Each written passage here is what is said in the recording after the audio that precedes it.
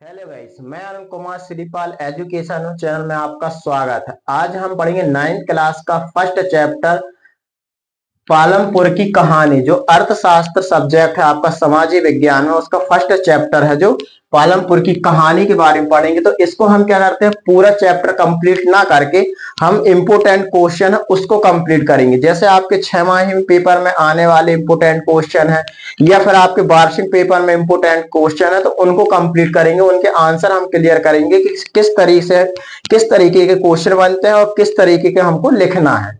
तो क्या होगा, पहले अगर हम पूरा चैप्टर पढ़ेंगे टाइम वेस्ट करना होगा, 1 घंटे 1.5 घंटे या 2 घंटे का समय लग जाएगा। काफी बड़ा चैप्टर है और क्वेश्चन जो है मैक्सिमम क्वेश्चन बनते हैं। तो यहाँ पर मैंने आपके लिए तीन क्वेश्चन आपके लिए लिखा हूं। तो वो 3 क्वेश्चन में 7 से 8 क्वेश्चन छुपे हुए हैं। तो देखिए किस तरीके से 8 क्वेश्चन छुपे हुए हैं और इसी में से 100% है कि इसी में से क्वेश्चन के जो है आपको पेपर में देखने को मिलेंगे। तो सबसे पहले प्रथम क्वेश्चन के उत्पादन का संगठन। तो उत्पादन का संगठन क्या है, ये आपसे क्वेश्चन पूछ ले कि कारखानों में उत्पादन प्राप्त करने के लिए किस चीज की आवश्यकता होती है या फिर कारखानों को लगाने के लिए किस किस चीज की आवश्यकता होती है। इस तरीके के क्वेश्चन आपके बनेंगे। तो मैंने आपको 3 प्रकार से बता दिए। 3 क्वेश्चन तो ये हो गए। अब मान लीजिए उत्पादन का संगठन क्या होता है, कारखाने लगाने के लिए किस चीजों की आवश्यकता होती है। तो सबसे पहले 4 चीजों की आवश्यकता होती है। तो किस किस चीज की आवश्यकता होती है, जैसे भूमि, हम कारखाने लगाएंगे या फिर हम उत्पादन प्राप्त करने के लिए कारखाना लगाना है, तो सबसे पहले हम कहां पर लगाएंगे, भूमि, क्योंकि बिना भूमि के हम तो कारखाना लगा नहीं सकते। तो सबसे प्रथम क्या होगा, भूमि। तो ऐसा आपको लिखना पड़ेगा, इस तरीके से आप पॉइंट बना लेना है, पहले भूमि और फिर ऐसा लिख के कि उत्पादन प्राप्त करने के लिए प्रथम आवश्यकता जो होती है वह क्या होती है, भूमि होती है। क्लियर हो गया। तो एक पॉइंट हमारा कंप्लीट हो गया। दूसरा किस चीज की आवश्यकता होगी, श्रम। तो दूसरी आवश्यकता जब होती है या कारखानों लगाने के लिए दूसरा या उत्पादन प्राप्त करने के लिए दूसरी आवश्यकता जो होती है या द्वितीय आवश्यकता जो होती है वो श्रम होती है। तो हमें कैसे पढ़े लिखे श्रम और स्किल डेवलप हो, उससे कौशल विकसित हो, तो वैसे हमको श्रम की आवश्यकता होती है। श्रम मतलब होता है मजदूरों की। अगर हमने भूमि खरीद ली, भूमि तैयार कर ली, इसके बाद हमने पूरा कारखाना लगा लिया, अब हम किस चीज की आवश्यकता होगी, सेकंड होगा श्रम। इसके बाद होगा सेकंड श्रम कर लिया। तीसरा जो है, तृतीय जो भौतिक पूंजी। तो भौतिक पूंजी क्या होती है, तो भौतिक पूंजी में भी 2 प्रकार से आता है। जैसे यहां पर मैंने लिखा भौतिक पूंजी स्थायी पूंजी होगी और एक कार्यशील पूंजी होगी। तो स्थायी पूंजी यानी क्या होता है, जब हम कारखाने लगाते हैं, अब हमारा कारखाना लग चुका है, कारखाना बन चुका है, श्रम आ चुके हैं, अब उत्पादन प्राप्त करने के लिए हमें क्या, मशीनों की आवश्यकता होती है। तो अगर जो उद्योगपति होते हैं स्थायी तौर पर क्या करते हैं, मशीनों को खरीद लेते हैं और मशीन को खरीद कर क्या करते हैं, फिर कारखाने का उत्पादन करते हैं। तो स्थायी जो पूंजी होती है तो वो क्या होती है, जैसे अगर कारखानों में देखा होगा कुछ मशीनें होती हैं, कंप्यूटर होते हैं, जनरेटर होते हैं, तो ये क्या होते हैं, स्थायी पूंजी होते हैं। क्लियर होगा। अगर पूछ लिया जाता है कि स्थायी पूंजी क्या होती है, तो क्या क्या होते हैं, मशीनें होती हैं, कंप्यूटर होते हैं और जनरेटर होते हैं, जो स्थायी तौर पर, मतलब एक बार हमने उसमें पूंजी लगा दी, उसके बाद जब तक वो कारखाने रहेगा तब तक वो क्या रहेंगे, स्थायी पूंजी। मतलब एक बार हमको क्या करना है, फिर कार्यशील पूंजी। अब कार्यशील पूंजी यानी क्या होता है, तो हम जैसे उत्पादन प्राप्त करने के लिए स्थायी मशीनें हो गई, श्रम हो गए, भूमि भी हो गई। क्लियर। अब हमको किस चीज का, जैसे मान लीजिए हमें कच्चा माल चाहिए, तो कच्चा माल लेके आएंगे अब हम कारखाना में। तो कच्चा माल लेके जब आएंगे तो हम क्या करते हैं, जिस लोगों से हम खरीदेंगे तो हम क्या करते हैं, डायरेक्ट उनको पैसे देते हैं। तो हम अगर उनको डायरेक्ट नगद में पैसे दे रहे हैं तो उसको स्थायी पूंजी कहते हैं, कार्यशील पूंजी कहते हैं। और स्थायी पूंजी जो है और क्या है, मशीन है, कंप्यूटर है या जनरेटर, जो स्थायी तौर पर होते हैं। तो हमने थर्ड भौतिक पूंजी। अब इसके बाद मानव पूंजी क्या आएगा, मानव पूंजी क्या है, जब हमने उत्पादन प्राप्त कर लिया, भूमि, श्रम, भौतिक पूंजी सबको हमने कर लिया और हमने उत्पादन प्राप्त कर लिया, प्रोडक्ट तैयार कर लिया। अब उस प्रोडक्ट को हमको क्या करना है, जाकर बाजारों में बेचना है।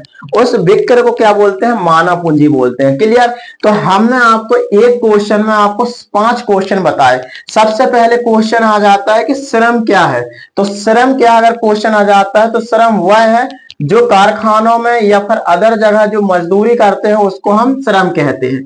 अब इसके बाद अगर क्वेश्चन बन जाता है कि भौतिक पूंजी कितने प्रकार की होती है, दूसरा क्वेश्चन बन गया अगर, तो भौतिक पूंजी दो प्रकार की होती है। कौन कौन सी होती है भौतिक पूंजी? पहले हो जाती है स्थायी पूंजी और फिर होती है कार्यशील पूंजी। तो स्थायी पूंजी जो होती है मैंने अभी आपको समझाया था, और कार्यशील पूंजी है अभी समझाया था। अगर क्वेश्चन बन जाता है थर्ड कि स्थायी पूंजी क्या है, तो स्थायी पूंजी वह होती है जब कारखाने में हम मशीन खरीदते हैं और मशीन खरीदने के बाद उसको स्थायी तौर पर हम क्या कर देते हैं, उसको रेगुलर चलाते हैं या स्थायी तौर पर हमने खरीद लिए, तो एक स्थायी पूंजी हो गई ना भाई। हमने मशीन जो खरीदी, अब खरीदने के बाद उसको बार बार तो खरीदेंगे नहीं, तो क्या हो गई, वो एक स्थायी पूंजी हो गई। अब अगर क्वेश्चन बनता है कि कार्यशील, अगर चौथा या थर्ड क्वेश्चन बनेगा ये कि कार्यशील पूंजी क्या है, तो कार्यशील पूंजी वह होती है जब उद्योगपति जो होते हैं, जो कारखाने लगाते हैं और उसको हमें कच्चे माल की आवश्यकता होती है, तो हम उसको नगद पैसे देते हैं, जिससे भी हम खरीदते हैं, उसे कार्यशील पूंजी कहते हैं। क्लियर हो गया? तो इसमें हमने आपको बताया कि 4 से 5 क्वेश्चन हमने बता दिए। अगर पूछ लिया जाता है कि मानव पूंजी क्या है, क्वेश्चन बनता है कि मानव पूंजी क्या है, तो मानव पूंजी जब वह होता है कि उत्पादन प्राप्त करने के लिए हम भूमि, श्रम, भौतिक पूंजी जब ये कंप्लीट कर लेते हैं और प्रोडक्ट तैयार कर लेते हैं, उसे बाजार में बेचने के लिए जाते हैं, उसको हम मानव पूंजी कहते हैं। क्लियर हुआ? तो मैंने आपको एक क्वेश्चन ये बताया, फिर इसके बाद श्रम क्या होता है ये बताया, भौतिक पूंजी क्या होती है ये बताया, दूसरा मतलब 3 क्वेश्चन, ये स्थायी पूंजी क्या होती है 4 क्वेश्चन बता दिए, कार्यशील पूंजी क्या होती है 5 क्वेश्चन बता दिए, मानव पूंजी क्या होती है ये 6 क्वेश्चन। तो इस एक क्वेश्चन में 6 क्वेश्चन छुपे हुए थे, जिसमें मैं आपको बता सकता हूं कि इसमें आपका स्थायी पूंजी 100% के पेपर में आपको देखने को मिलेगा, और कार्यशील पूंजी भी आ सकता है, और मानव पूंजी तो हो सकता है कि आ सकता है। अगर उत्पादन अगर का संगठन आ जाए तो ये सभी तो आपको याद है ही। तो इसको आप ज्यादा से ज्यादा इसको पढ़ लेना, क्योंकि ये पूछा जाता है। अब इसका बहुविधि फसल प्रणाली क्या है, तो बहुविधि फसल प्रणाली जो है, तो ज्यादातर एक क्वेश्चन 9th क्लास में ये पूछा जाता है कि बहु फसल प्रणाली क्या है। तो मैं आपको बिल्कुल शॉर्ट में और बिल्कुल सिंपल भाषा में समझा दूंगा कि ये क्वेश्चन है किस तरीके से लिखना है। तो बहुविधि फसल प्रणाली वह होती है जब हम एक साल में कई कई बार हम फसल लेते हैं। जैसे मान लीजिए हमने एक साल में 3 बार फसल लिए, इसके बाद जैसे धान, ठीक है, धान की फसल ले ली, फिर इसके बाद हमने गेहूं की फसल ली, इसके बाद हमने वर्षात उसमें ग्रीष्म ऋतु में भी फसल ले ली, मतलब वर्षात में भी ली, फिर शीत ऋतु में भी ली, और फिर ग्रीष्म ऋतु में भी ली, मतलब एक साल में हमने 3 बार फसल ले ली, तो उसे बहुविधि फसल प्रणाली कहते हैं। तो इसको ऐसा लिख सकते हो कि हम एक साल में एक फसल से अधिक फसल लेते हैं, तो उसको हम बहुविधि फसल प्रणाली कहते हैं। जैसे जैसे उदाहरण लिखना या जैसे लिख लेना है आप, तो उसमें क्या लिखना आप शीत ऋतु में, फिर इसके बाद लिखना है आप ग्रीष्म ऋतु में, उसके बाद लिखना वर्षा ऋतु में, फिर इसके बाद उसमें आपसे रबी की फसल, खरीफ की फसल, ये जायद की फसल पूछा जाएगा। तो इसको हम क्या करेंगे नेक्स्ट वीडियो में, जब मैं आपको सेकंड चैप्टर पढ़ाऊंगा तो वहां पर आपको मैं क्लियर कर दूंगा, तो उसमें भी आपको मैं ऐसे क्वेश्चन लेके आऊंगा। तो इसके लिए हमारे चैनल को सब्सक्राइब कर लीजिए, जिससे आपको समय पर नोटिफिकेशन भी आता रहेगा और आप बिल्कुल बहुत अच्छे नंबर लेके आ सकते हो 9th क्लास में। इसी तरीके से अगर जो 10th क्लास में आपका भाई या दोस्त पढ़ रहा है, तो इसी तरीके से मैं 10th क्लास के भी क्वेश्चन लेके आऊंगा, 11th के भी और 12th के भी। तो आप इसमें फिर देखना हरित क्रांति, तो हरित क्रांति 100% है कि पेपर में आपका आता ही।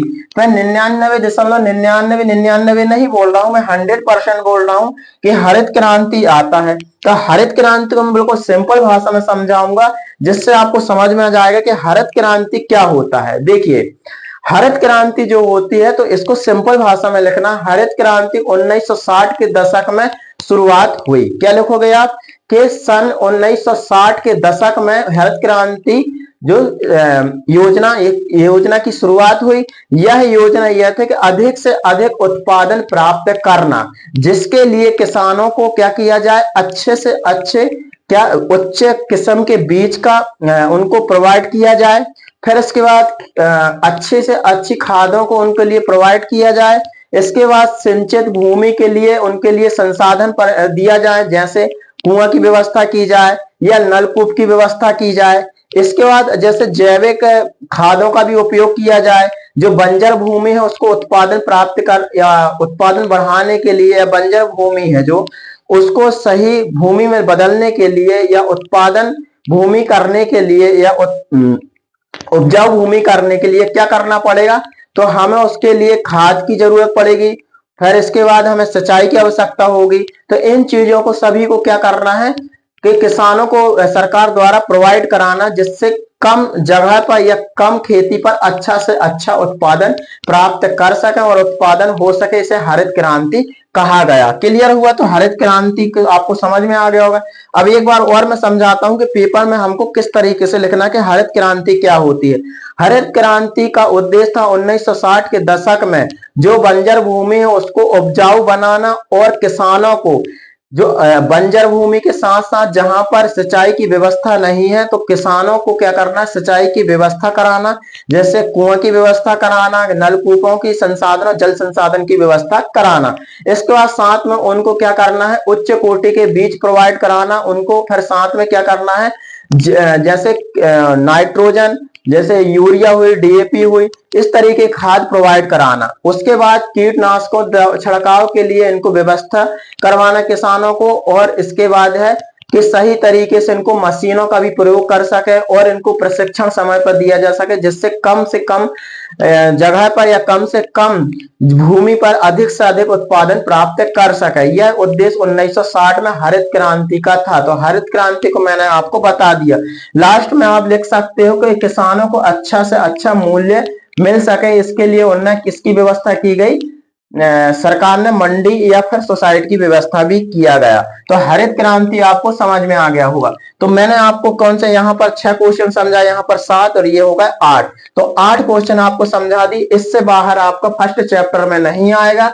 अब मैं कल आपके लिए लेके आऊंगा सेकेंड चैप्टर अर्थशास्त्र का। तो हम आपको धीरे धीरे इसी तरीके से सोशल साइंस, साइंस और अदर विषय जो भी है सभी मैं आपको क्वेश्चन लेके आऊंगा और आप कंप्लीट करते जाओगे। तो इसमें आपको चैप्टर पढ़ने की जरूरत नहीं है और आप एक बार में समझ जाओगे। और इसमें आप पेपर में बहुत अच्छे चैप्टर पढ़ेंगे, 2 घंटे का टाइम वेस्ट होगा और आपको समझ में नहीं आएगा। तो ये आपको समझ में आ गया होगा कि पालमपुर गांव की कहानी का सारांश क्या था और इसका उद्देश्य क्या था। क्लियर हुआ? इसके बाद मैं आप कल आपके लिए सेकंड चैप्टर लेके आता हूं। तो इसके लिए हमारे चैनल को सब्सक्राइब कर लीजिए और इसी तरीके की वीडियो देखने के लिए एक लाइक तो बनता है। जय हिंद, जय भारत।